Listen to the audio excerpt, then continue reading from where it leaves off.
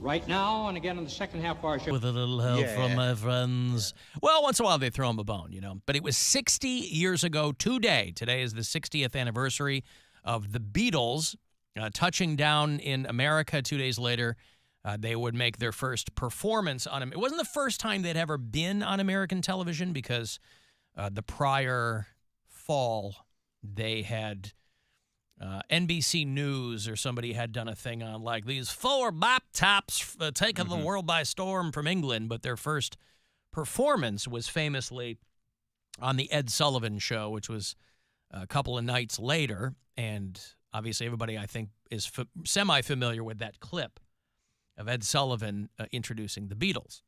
My mom was 15 years, my mom was a huge Beatles fan. She was 15 years old when the Beatles did Ed Sullivan, and she was immediately smitten. And, you know, Kennedy had just been assassinated 3 months earlier. And so the Beatles was, that was the vibe shift that a lot of kids needed, specifically a lot of Roman Catholic kids, because the assassination of Kennedy had, you know, he was the first Catholic president. That was a big, big deal for kids growing up Catholic. But I think it's a big deal for everybody. It was, but it was all. But I mean, within the Catholic community, it was a big deal that he was the first Catholic president. I think he might have been the last Catholic president. I don't know that there's been a Catholic president since. But I just remember when I was a kid, my mom talking about just what a gut punch that Kennedy assassination was. But she was way, way into the Beatles. Joe Biden's the second Catholic president. Oh, I'm sorry. He is Catholic, isn't he? Yeah. When 9/11 happened, I was in 6th grade, and my mom... 9/11, I'm sorry? You've not heard of 9/11? No. The number you're supposed to call when you're sick or dying? When you're sick? Yeah. Or when your hamburger isn't cooked to your satisfaction? Hi. 9/11? Gotcha. My coffee's hot. Understood. No, when that happened, I was freaking out, and, you know, because my mom didn't pick me up from school. And all the other kids got picked up from school. And she related it to the Kennedy assassination. She was saying how, like, gave me, like, a big talk about how this will be, like, a defining moment in my life. Yes. And she explained how, for her generation, that was when Kennedy was assassinated. Like, where were you? Yeah. My generation, Gen Xers, it was the Challenger space shuttle explosion. So, like, if you're a Gen Xer, where were you when the Challenger exploded? We were in school. And watching it live on television, like 8th grade, freshman year, I think maybe it was for me. But yeah, for you, 9/11. Mm-hmm. And for, you know, younger generations, it'll be when Olivia Rodrigo first broke. Or I was going to say the pandemic, but Oh. they started shutting down the world. Potato. But yeah, the Beatles on Ed Sullivan, a big, big deal at the time. Boy, that Ed Sullivan, if you do a deep dive, you know, the Ed Sullivan Theater is where Stephen Colbert does his show. It's where Letterman was. And that was where the Ed Sullivan Show was on. And it was on for... What a coincidence. What are the odds that he was doing that show in the theater that bore his name? But I think I was born by the time the Ed Sullivan Show had finally been canceled. But it was on for over 20 years. And it's wild because, you know, for people familiar at all with Ed Sullivan, like his whole vibe, you know, he wasn't like a good time party dude. I mean, the hook with him, or what they thought maybe his attraction was that he really didn't have much of a personality. He was a guy who had come from radio, but the guy was 47 when the TV show started. So he was 60-something, you know, almost 70 when it got canceled. And by the time it got canceled, like, nobody was watching it anymore. But he had the wherewithal in the earlier days of that show to be like... And nobody watching it anymore meant 70 million people a night watched it. Yeah, I don't know what it was, but I mean, you know what I mean? Like, by that, I thought that it was on every night. It was on once a week. The Ed Sullivan Show was on Sunday nights. And he was the first guy to be like, let's put comedians on. Let's put bands on. Let's put things like that. And talk shows back then had a much, you know, The Tonight Show, when Carson took it over, I mean, it was still 90 minutes long, and they shortened it to 60, but it was 90 minutes because back then you'd have an author on and talk to him for half an hour. Mm-hmm. Those audiences were a lot more literate than they are now. Entertainment was just different. It was just a different vibe in entertainment. it was also There were fewer options. There's so many fewer options that you just go, okay, this is what we're gonna do. We got to fill the hours. Yeah. But yeah, that's pretty wild. 60 years ago today. I'm gonna text my mom later on and pick her brain on that, because those are the only connection I have to that was my mom being way into the Beatles, and me rejecting them on principle for a long time, because you don't want to be into anything your parents are into. So I was like, the Beatles, and then you get older and you go, oh, okay. So I was like, I got monogamy. See, yeah, exactly. You just took a different tack. Yeah. I'm not into that. It's not for me, Mom and Dad. So, John, Paul, George, and Ringo. Who are they, Poundcake? The Beatles. Hey, Beatles. you should have made him name them. He did. He does. I mean, like clockwork. Oh, still? Okay. Oh, yeah, he knows. So I it's asked in him. there. I It's asked in him there. a couple days ago, and he said John, Paul, George, and Ringo. Once you get that rhythm down, John, Paul, Jordan, and Ringo? Yeah, it was John, Paul, Jordan, Catalano, and Ringo. Mm-hmm. But yeah, imagine a 47-year-old guy now starting a TV talk show. You know, when they're looking for somebody who's young and hip and super cheap. But Ed Sullivan, because he had come from radio, and I mean, that's where people got established. TV was a brand new medium. The Ed Sullivan Show started in 1948. They're like, Ed, want to do a TV show? I don't want to do a TV show. The guy, you know, was everything people thought he was. He's pretty humorless. He was just kind of monotone, you know, but people watched that show. Loved that show for a while. I didn't realize it was on as long as it was. I was kind of doing a dive this morning on the whole Beatles Ed Sullivan thing. Because you kind of know it's out there in the ether, but I thought the show was on every night. I didn't know it was on once a week. I didn't know there was other episodes besides that Beatles moment. Welcome to our brand new Ed Sullivan Show. Ladies and gentlemen, the Beatles. Good night. And good night. And good night. But those screams, those high-pitched screams, you know, they said that it had, when the Beatles were on Ed Sullivan, the biggest guest that they had had up to that point was Elvis Presley. And they had 7,000 ticket requests for Elvis on Ed Sullivan. And the Beatles, they had 50,000 ticket requests to see the Beatles. You got to wonder how that made Elvis feel. Like, hey, man. These Beatles. Anybody going to buy the Chuck E. Cheese cookbook, by the way? What is it? Snot? Ugh. Chuck E. Cheese and Friends Party Cookbook is coming very soon. If you follow them on social media, you've probably seen it. Unbelievably, and somehow it's 128 pages long.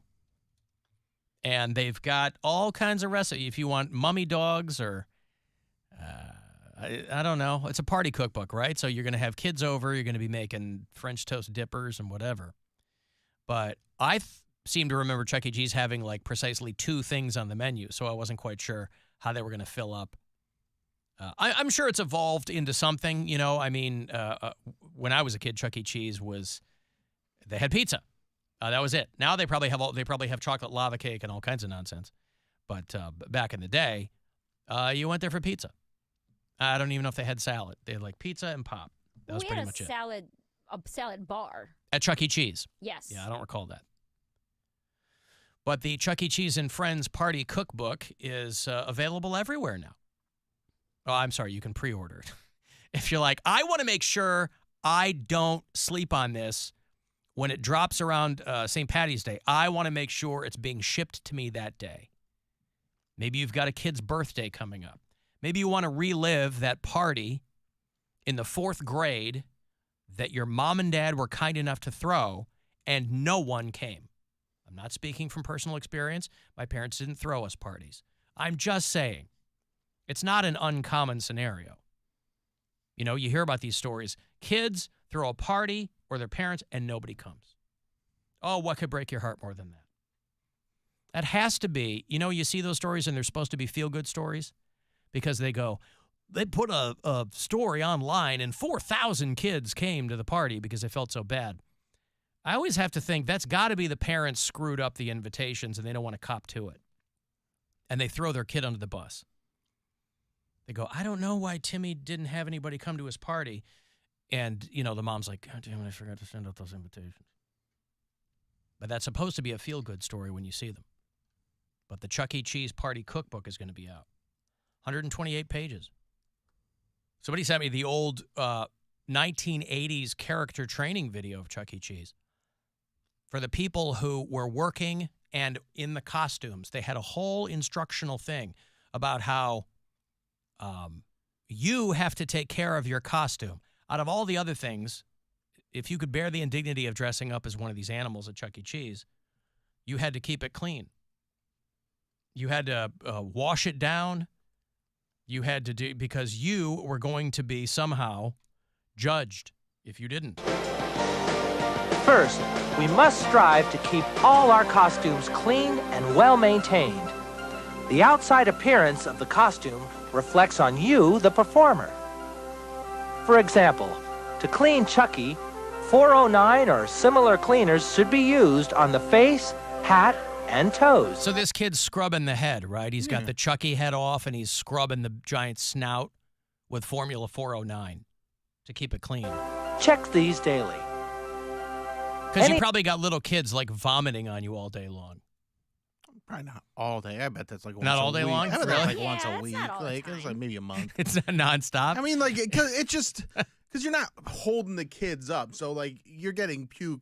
Definitely, there's puke happening at Chuck E. Cheese. Yeah. But I don't think it's happening on Chuck E. Cheese a lot because most of the kids are actually pretty terrified of Chucky.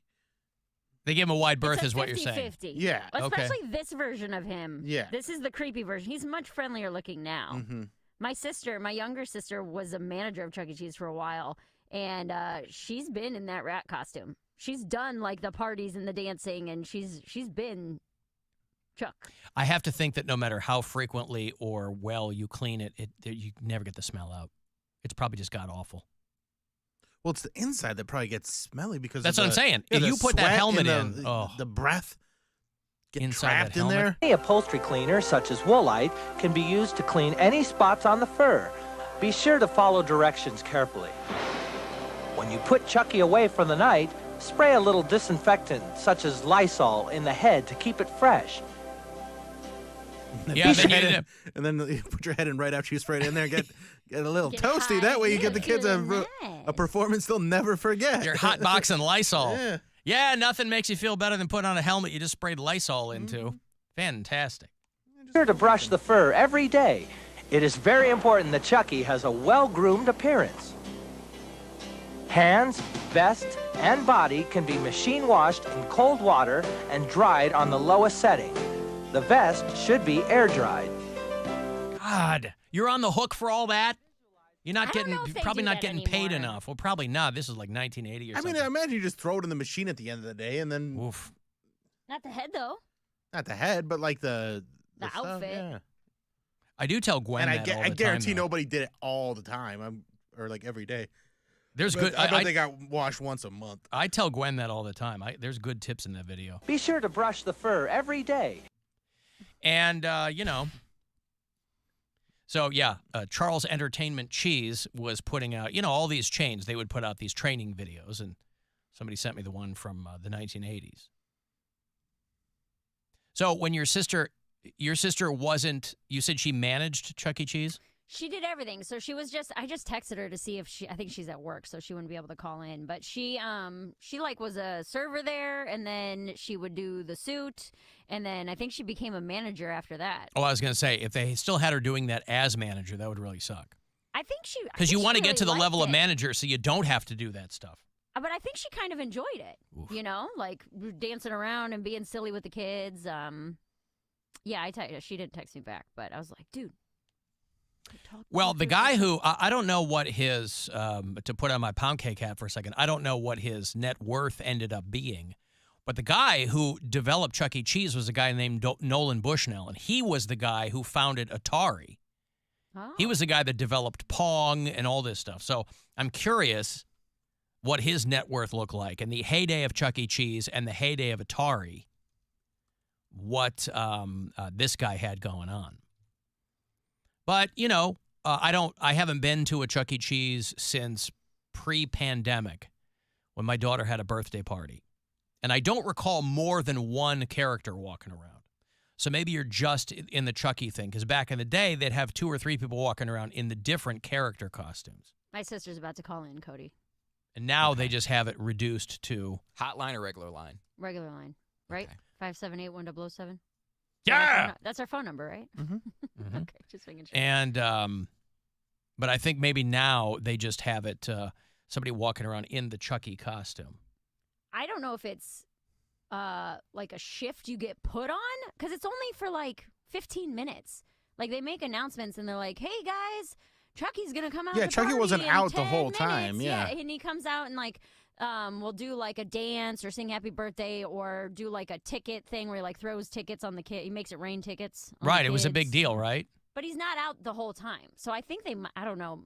When my sister calls, we can ask her. She's here. Hey, oh. Elena. Hey, were Mary said that you were a Chuck E. Cheese manager, but you still had to go out in the suit, or?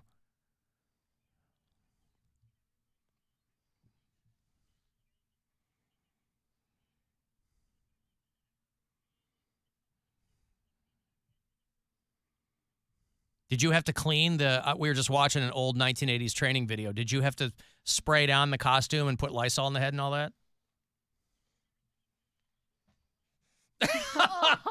That's what I'm saying. There had to be no way to properly clean that.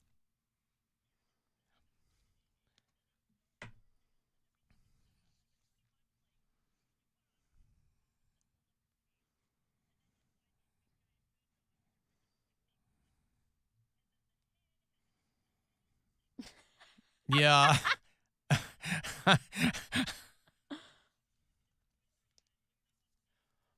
Right. You got to stay silent because the kids would flip out if you're like, "Hi, guys, I'm Chucky." And then somebody else has a higher pitched voice or. Yeah.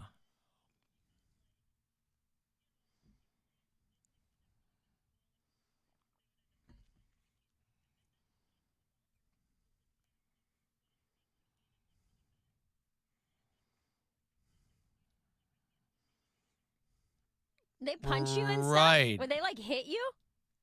Beat you up?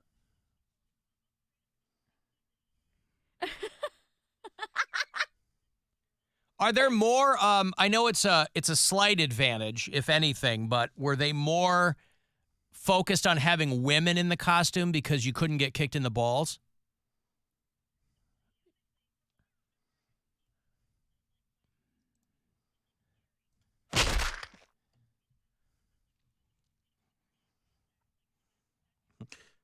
That's what I'm saying. Everybody tries to get to the managerial level so they don't have to be in the friggin' costume anymore.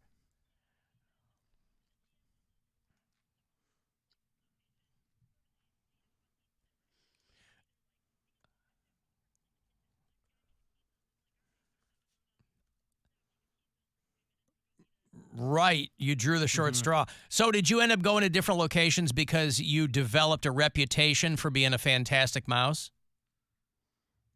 Oh.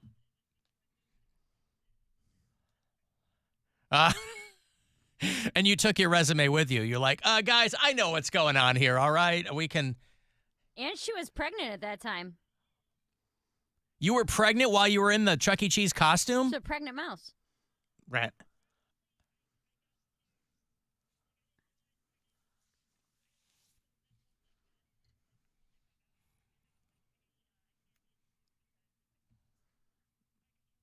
Yeah, I can't have ironically a kid-induced abortion. You can't get kicked in the baby maker by some kindergartners, and yeah. Did you imagine that lawsuit?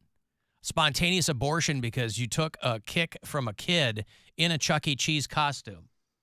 Holy mackerel. All right. Lane, I thought you liked it. I thought you liked being in the suit and like playing with the kids and stuff.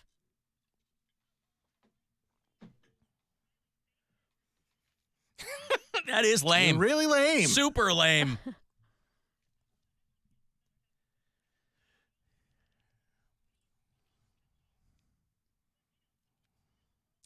Yeah, boy. You would have rather seen their smiling faces outside of the costume is what you're saying.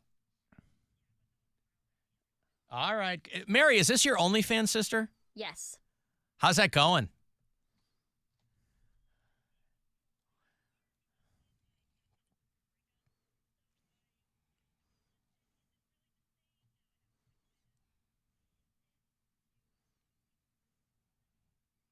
Were you guys doing couples content?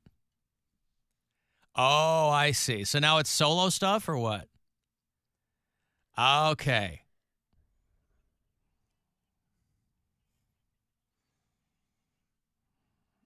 Yeah. Verify. Right. Well, Mary's got some brand new toys that you might want to avail yourself of. So just talk to. She used a toy. I'll let you two figure that out later on, and maybe there could be a collab, maybe a cooperative crossover situation over there on the OnlyFans. And no, you with your foot pics and Elena with her. No, okay, Elena, listen, thank you for your area of expertise. Elena, what happened was Mary came to my special taping last month and learned about vibrators, vibrators, and then it started implementing them into her sex life. Here we go. So it was inspired by my comedy. It was not. She already hung up. Yeah. I was going to say probably familiar. All right, thank you, Elena. All right, bye. There's Mary's sister, Elena, who's a huge, huge hit on OnlyFans. Mm-hmm. And is going to be borrowing Mary's No, we do not stuff. share those. Especially across state lines. But she's got all that experience spraying out that mouse head with Lysol. She's Just do that with the vibrators. Just spray them with got- Lysol. I did not think you were going to say spraying out that mouse head. She's got the Lysol and the Formula 409, and she can just All kinds. sure to feel great. Of experience spraying things. And now they can't hear the callers on the live stream. I don't know what to tell you. Okay, I got a break here. If you want to send a text, 35192, AlanCoxShow.com is where